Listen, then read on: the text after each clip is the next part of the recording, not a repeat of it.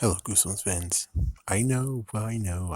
Oh my goodness, you keep on saying 2015, which is specifically 2008. And I get it. And just doing more to actually do a debate, being like, nah, 2015 because more was done. It's like, nope, it wasn't even more was done because even then in 2008, there was actually to 2011 they actually did 18. Before then, they just released 4 more books that were out of nowhere. So, okay, for now on, I'll make sure I say 2008, even though I would still like to give the movie more credit than the Horrorland books more credit because, well, it's like, well, because if Horrorland gotten a lot of credit, then that means that technically the website should be still up to this day. But as you guys can see and look, the website is nowhere to be found. And you would figure maybe you can make it an app. That still hasn't happened. Gee whiz, man. But I think the weirdest thing to really talk about, that even though lots of people are going to speculate and say, yeah, that makes sense why they didn't do it, let's just talk about some of the books that are weird that came along when it came to Horrorland. Goosebumps Horrorland. So we have to start picking at the fifth book. So Dr. Maniac versus Robbie Swartz. The book that came with it was, well, released besides it was One Day at Horrorland. Makes kind of sense, but considering we're 5 books in, that's weird. That's number 1 of weird. Number 2, the best book that should have been released with this was, of course, Attack of the Masked Mutant. But yet they didn't do it. And of course, well, you'll have better explanations of why, but I'm just saying, when it comes to themes, that makes so much more sense than One Day at Horrorland. Just saying. Be Careful What You Wish For was released with My Friend Call Me Monster. That's again weird. I know that this book is kind of whatever and sucky, but I would figure this book fits better, which is, of course, Egg Monsters from Mars. That makes more sense. It makes more sense. And I guess since it's not that popular, of course he wouldn't have done it, but I'm like, but we're thinking about themes. Come on, think about themes. Okay, yeah, that's okay. Then Escape from Horrorland, then that means that, yeah, One Day at Horrorland should be perfect for here. Perfect right about here. Because you're now at the point of being like, we need to explain these 2 extra characters that was in the series that you haven't heard of before. So it's like, that's a good time to do it. Werewolf Fever Swamp, of course, that's an awesome one to have, but does it really make sense for it to be there? Not really.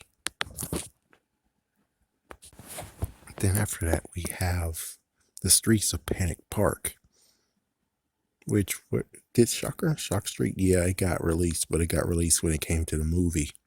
And Night in Terror Tower, a good one to go for, but I would figure since they technically somehow got a Goosebumps 2000 books, 2 of them, actually. I'm like, yeah, then why couldn't you get Return to Horrorland? I'm just saying, finish the cycle, man. Finish it. Well, let's see. So then after that, we got When a Ghost Dog Howls. Welcome to Dead House? Yes, but shouldn't you go for Barking Ghost? Just saying. You should have went for Barking Ghost. Just saying. Heads You Lose, Ghost Beach is okay. And Scarecrow's okay with Weirdo. I guess technically Wizard of the Ooze is okay with You Can't Scare Me. Technically that was good. But then Slappy New Year, weirdly enough, is paired with Return of the Mummy. What? Okay, that's a total what?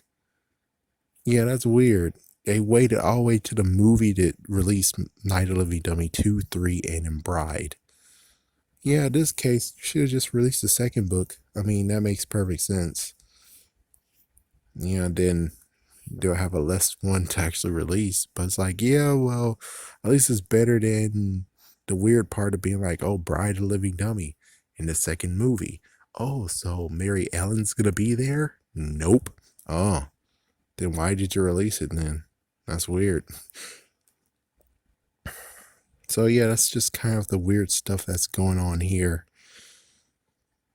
So yeah, I'll make sure from now on I say 2008 instead of 2015 because that's actually kind of makes someone angry. So I'll make sure I'll remember 2008, but I still kind of want to give more credit to the movie than the book series. Just saying because let's see. Let's look at this right quick. Let me just look right quick. I can't tell. It's like, yeah, I can't really tell, but I'm pretty sure when it comes to the books that were released, I think from as soon as everything ended when it came to um Goosebumps Horrorland, I'm pretty sure they didn't even continue on. It's like, yeah, you see that gap between 11 and 2011 and 2015? That's kind of messed up, man. It's like, yeah, I'm sorry, but you have to give credit to the movie more than the book series because they did come up with Hall of Horrors and they came up with Most Wanted, and yet they didn't do any book releases with those. That's kind of what the heck. So it's like, yeah, they just stopped the momentum out of nowhere, but the movie, they re-released all those books. So I have to actually give more credit to the movie 2015 than the book series in 2008. I mean, yes, it started there, but there was a big pause for 4 years. So technically, we could even go to the point of being like reprints in 2008, then the reprints in 2015, because, well, they are different. They got the now a motion picture on top of them. But I'll try to remember 2008.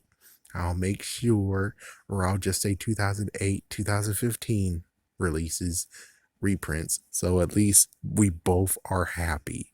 Anyways, have a scary day, have a scary night.